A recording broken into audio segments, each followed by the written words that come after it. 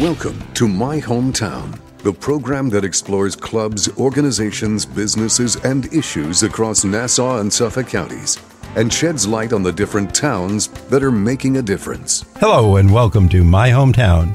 My name is Bill Horan, and I'm here with my co-host, Nassau Community College student Mike DeMarco. Today, you are about to learn about the Sid Jacobson Jewish Community Center, a full-service JCC on Long Island's North Shore, which promotes Jewish identity and is dedicated to serving every aspect of community wellness regardless of age or ability. Let's say hello to our guest, David Black, their Executive Director, Taylor Graf, their Vice President of Specialized Services, and Susan Berman, Vice President of Community Engagement. David, Taylor, and Susan, welcome to My Hometown on the voice of Nassau Community College 90.3 WHPC.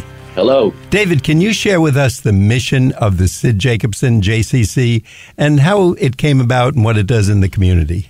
I think over 50 years ago, members of the community wanted to get together in order to provide opportunities for their children to be in an early childhood center. Later on, about 30 years ago, they wanted to build a building in order to expand those services. But the bottom line becomes that what we exist for, and the language that we're using right now, is that we exist in order to enable life to flourish, no matter what the age or the infirmity of the individual that walks through our doors. So the original mission said that we seek to be responsive to all individuals and families in many communities around us in all stages of their lives. We wanted to strengthen them physically, spiritually, emotionally, and intellectually by promoting social and cultural well-being. And we wanted to nourish the spirit of our communities around us by strengthening our own sense of our Jewish identity and our understanding of human diversity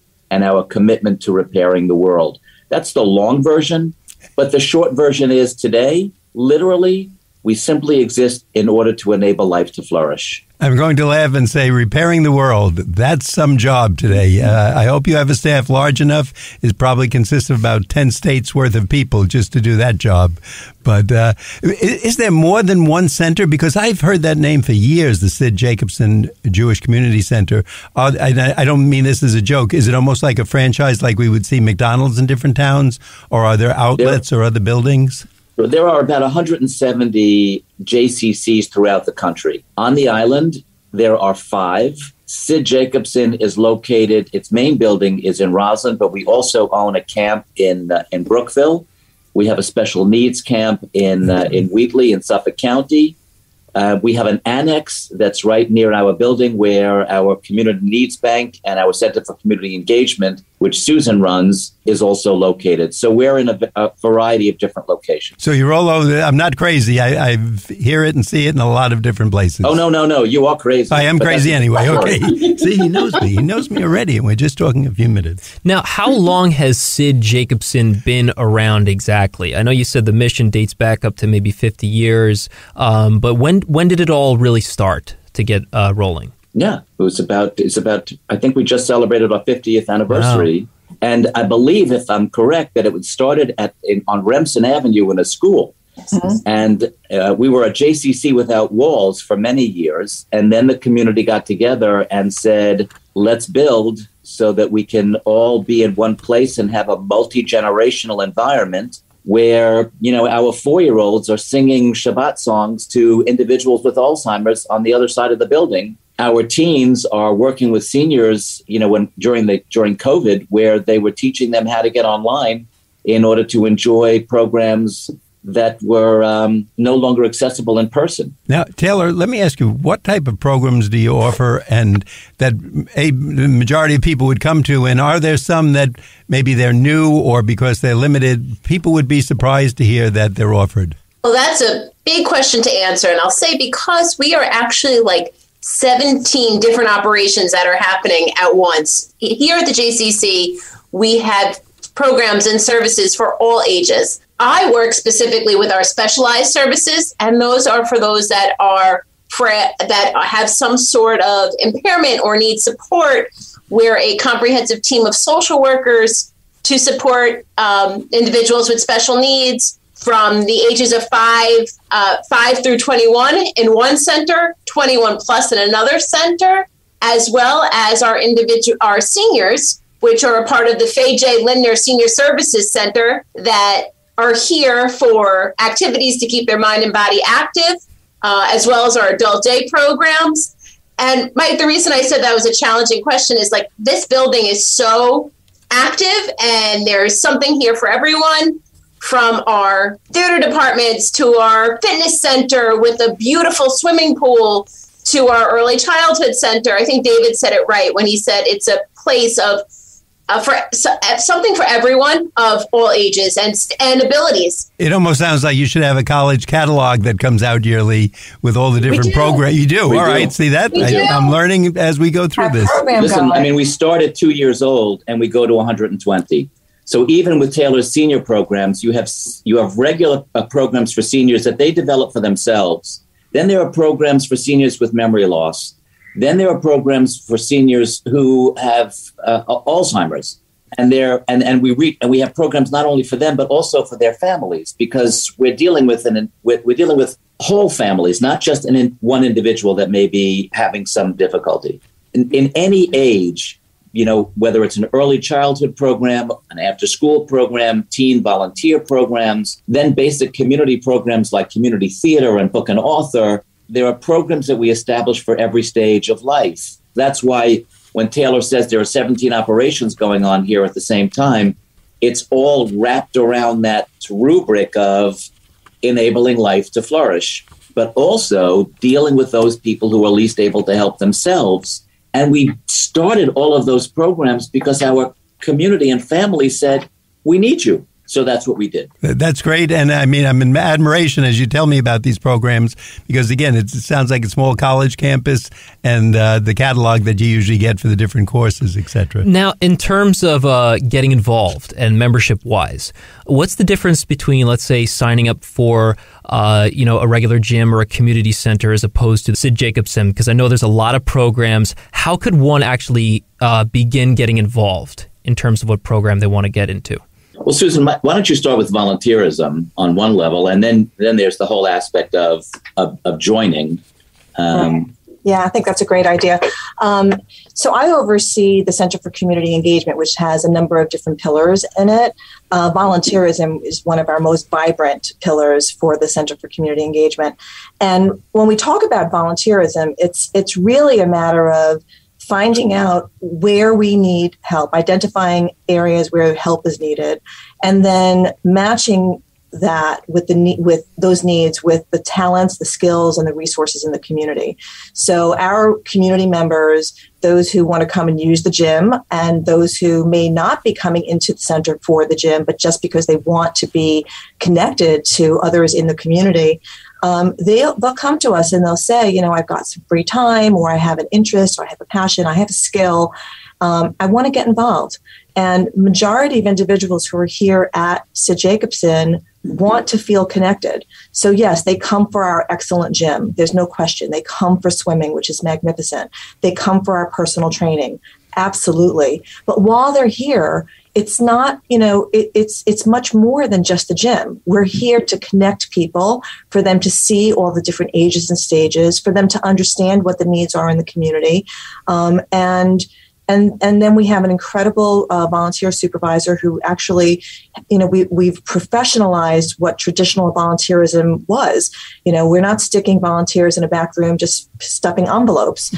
As important as that might be, we have real needs, helping individuals with program, delivering food to individuals, making phone calls to connect our seniors to others. Whatever it is that we identify a need, whether it be here in this building, at our camps, off-site, or out in the community, even other nonprofits that we partner with, our community members are very willing and able to participate in that. But Mike, I just want to let you know the Center for Community Engagement has 3 pillars. Susan mentioned one is volunteerism. I didn't even get to the other 2, David. Right. Give me a second. I was just focusing on our incredible volunteer community. I understand there's many layers to it. But the second is we're a bank of banks. So our food bank actually serves other food banks that are in need. And the third is a pillar of social justice, where we are looking at what are the issues of our day, how to educate the communities around us, and how to become active in helping society advance. And that's why Susan is a particular hero in our agency, because all of those pillars are extremely active, and especially during COVID. I believe that we actually collected from the community, Susan, 23 tons of clothing. I think it was even more than that. And in addition to clothing that we collected all other items that the community said that they were in need of, most particularly food. So we really, we are, as David said, we are a community needs bank. And when we talk about being a bank, we are a collection site and a distribution center for all items that the community needs. And we serve not only homebound individuals, but also all of the local pantries by really being concierge service, by asking them, what is it that you need and how is it that we can assist you? And our it's all volunteer run. So our volunteers are the ones who make the phone calls. Could you also talk about what you just did in terms of the partnership with the Ukrainian church? Absolutely. So through the Community Needs Bank, we immediately, understanding when we talk about Tikkun Olam, repairing the world, there's so many different elements to it. And with the war overseas, people are anxious. They're like, how can we possibly get involved here? What can we do? And so we immediately reached out to individuals. We partnered with Ukrainian Americans on Long Island. We asked them, what is it that you need? They identified specific things for the soldiers as well as for refugees, for those who are being resettled. We had a collection day, which was incredible. Hundreds of cars came through with thousands of pounds of materials, and all of that was sent abroad. It was absolutely amazing. And then the first refugee family, an 81 and a 91-year-old grandparents of individuals who are connected here to our early childhood center, resettled here on Long Island. We did another drive for them. We supported them, and that's what we do. We connect people. I want you to be aware that we are actively working with representatives of the Chinese community, of the Sikh community, of the Hispanic community, of the African American community. This is a center for all cultures, as well as LGBTQ community. This is a center that for all cultures and all individuals, as a place to connect, to feel safe, and to be engaged with each other. Wow. That's who we think we are.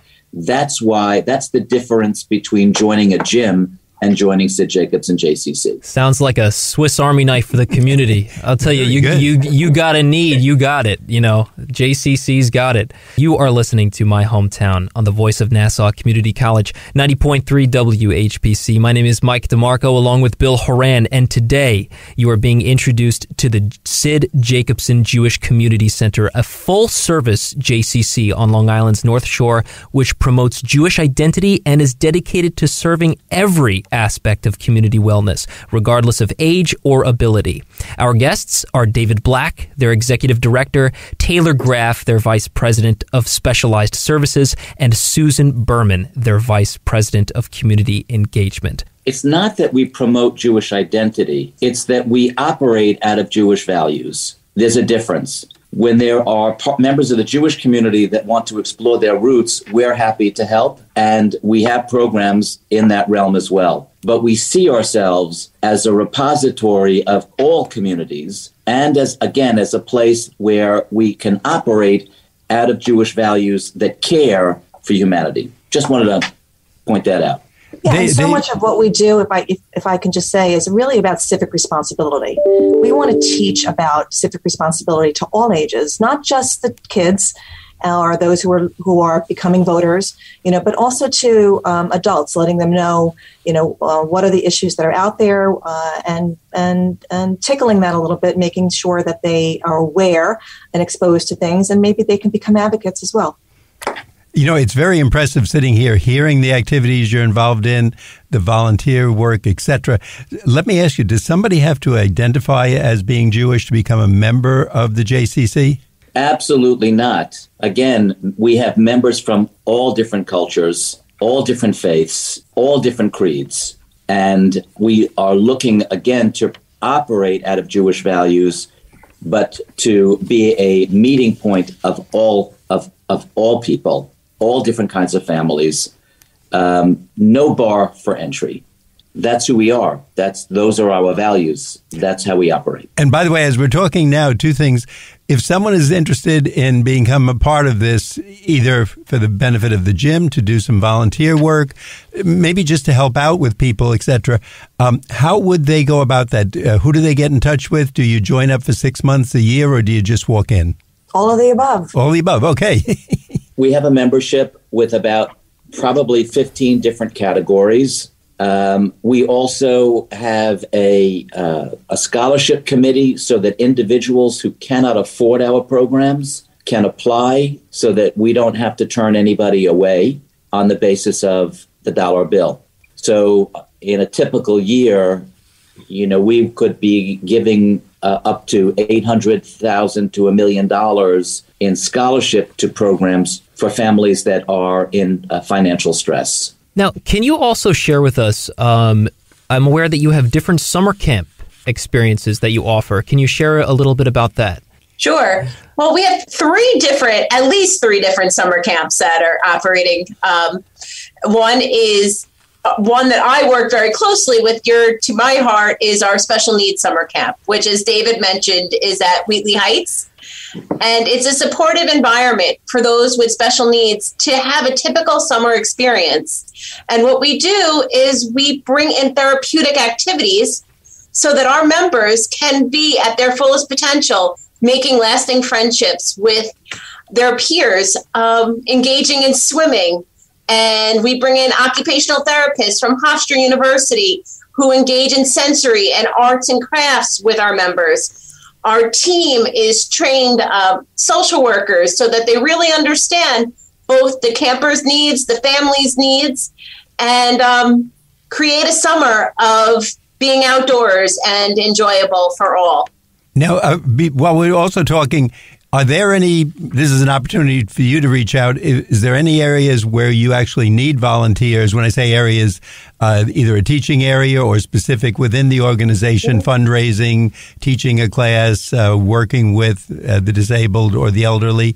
Do you want to tell people how they can get involved? We love skilled volunteers, and we would definitely take the opportunity to meet with someone who has skills, whether it be a retired social worker or somebody who's involved in education, therapies, and we would match them with where there are openings within the JCC. And sometimes when someone has great skill, we'll create an opportunity for them. So at one point we had someone who was a black belt in karate, and we thought it would be an incredible opportunity to bring them into specialized services. And we created that opportunity, which was really very successful, Taylor, right? 100%. They actually came into our first of its kind young onset adult day program. That's for individuals in their 30s, 40s, and 50s, and early 60s with a dementia diagnosis. And so this group of individuals are still very physically active. And so they were really able to, when Susan first came to me and said, we're going to teach them, how about a volunteer who knows karate? And I said, a volunteer who knows karate? Are you kidding? Like, I was concerned of them learning how to be aggressive. And I'm like, are you crazy? Susan, are you crazy? I said, yeah, are you crazy? This is not possible. And she said, Tail, let's try it. And I said, okay, well, let me learn a little bit more about it. And what I learned from karate and from this volunteer was that karate is really to help you how to refrain from violence, not to use violence, but rather to learn how to express yourself in a way that is completely the opposite of what my initial thoughts were. And it ended up being a phenomenal experience for our members, and they love when he comes back every week. But we've also had volunteers who came in and played the piano for our individuals in Taylor's program. We have programs where, where we've had people come in and dance with our program participants. We have pet therapy, art therapy. We have pet therapy, art therapy. I mean, we also the two other camps that we have is one, and forgive me for talking about a competitor, but our camp is right next to LIU Post, And so there are opportunities there for people who want to get involved or who want a summer position. We also have a camp in our building for individuals who would rather their children not be in an outdoor environment. And all three camps operate at the same time. And I've always found that the people who volunteer, they probably get more out of the activity than the people they're actually helping. It's a great feeling both ways. So both that's the volunteer, really mutually beneficial. Yeah, exactly. So actually, we professionalize that in the sense that we recognize that volunteers are part and parcel of the staff. And we've actually monetized what it is that they're also saving the agency as a not-for-profit. It's sometimes it's tough to stay ahead. So these volunteers are extraordinarily helpful in both what it is that they're providing to each of the departments, but also we respect them as we would respect any other professional that we're working with. Absolutely. Well, what I think is so great about it is how adaptive Sid Jacobson seems to be with their volunteers. I mean, someone comes with a new idea and you say, okay, let's try it out. And here you go. You have something new. But before we continue, once again, I just want to add that you are listening to My Hometown on the Voice of Nassau Community College, 90.3 WHPC. My name is Mike DeMarco, along with Bill Horan, and today you are learning all about the Sid Jacobson Jewish Community Center, a full-service JCC on Long Island's North Shore, and is dedicated to serving every aspect of community wellness, regardless of age or ability. Our guests are David Black, their Executive Director, Taylor Graf, their Vice President of Specialized Services, and Susan Berman, their Vice President of Community Engagement. David, I'm so sorry I interrupted you before. Let's hear what you have to say. Mike, I wanted to also let you know that the board are significant partners with the staff.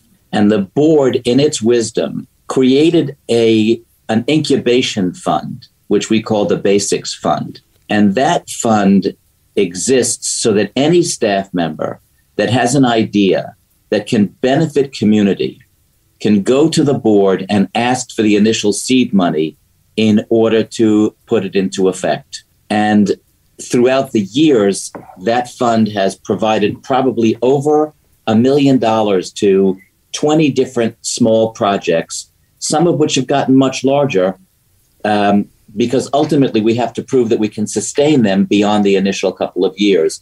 But the board's participation and partnership in what we're doing is absolutely vital. It's not a board that sits on its heels. They meet once a month, and they're involved in and engaged in committees all throughout the agency.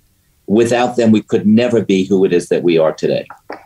Absolutely. Folks, Sure. let me ask you a question as we're talking about it. I know you have corporate sponsors. First of all, do you want to give a shout out to a few of those who have been helping you and give them credit for what they're doing? Absolutely not. Absolutely because not. You know that I'm going to say 3 and I'm going to forget the other 10, and then I'm going to be in trouble. Then you're going to be in trouble. Okay. Well, let's talk about some businesses that might be out there hearing this saying, what a wonderful work you're doing. This is a way they could get more involved in the community. Is there a way, let's say, is this a relatively small accounting office, law firm, just a regular business that would like to be involved? How do they get involved? Who do they talk to? What should they do? We have a robust development department. The way in which we survive is we have several different events that we have during the year. So, for example, our 5K race supports our program for individuals who have been diagnosed with cancer. We have an auction Epicurean, and that event has supported Taylor's programs. We have had a golf and tennis major event, and that event has supported, amongst other things, the Center for Community Engagement, for example. Each of these major events, there are opportunities for businesses, small and large, to gain exposure, but also support the end result that we're all looking for. So any firm just has to come to us, and we'll connect them to our development department. By the same token, we also go out to corporations, and if they're in the vicinity and they want to offer their staff, discounts on membership or getting engaged with us in a different way beyond philanthropic, we can also work with the corporations and businesses around us that way as well. So you can handle businesses of all sizes. They can get minimally involved or full scale. Correct. Sounds great. Sounds great. Well, this one goes out to all of you, whoever has any insight on this, but do you have any personal stories about maybe perhaps a member that you can recall in the recent past that had, told you about an amazing experience at the Sid Jacobson JCC? And if you want to share that story with us? There's so many stories. I'm sure. I just shared a story with David yesterday because this Sunday we had our Care Day Symposium, and that's a day designed for caregivers who are trying to navigate the challenges of having a loved one with Alzheimer's disease, dementia, and various other frailties. And so we bring in speakers to help educate and guide these individuals through this challenging journey. And the presenters come in to teach how to work with challenging behaviors or communication strategies, or how to find humor in such a devastating illness. And a caregiver, it's a very simple story, but a caregiver looked at me during the presentation who I did not know, and with tears in her eyes and a smile on her face, said, "Thank you." And the thank you was, "Thank you because I'm feeling supported, and I haven't felt that way," because we talked about it after. And she said the knowledge that she got through this day, one day, will really help her through the rest of the challenges with her husband. That's a great story that I think says it all. Thank you so much. We want to let our audience know that today we've been speaking with David Black, the Executive Director, Taylor Graf, the Vice President of Specialized Services, and Susan Berman, Vice President of Community Engagement, all from the Sid Jacobson Jewish Community Center. We appreciate your time, folks. Thanks so much for being with us today. Our pleasure. Thank you for having us. Thank you so very much. Thank Great you. pleasure. Hope to see you here. I'm Bill Horan. I'm here with Mike DeMarco. We thank you for listening to this week's special edition of My Hometown. We like to get your feedback on My Hometown. Send your comments to whpc@ncc.edu. Nassau Community College, where success starts and continues. Till next time, this is Bill St. James. And remember, there's no town like your hometown.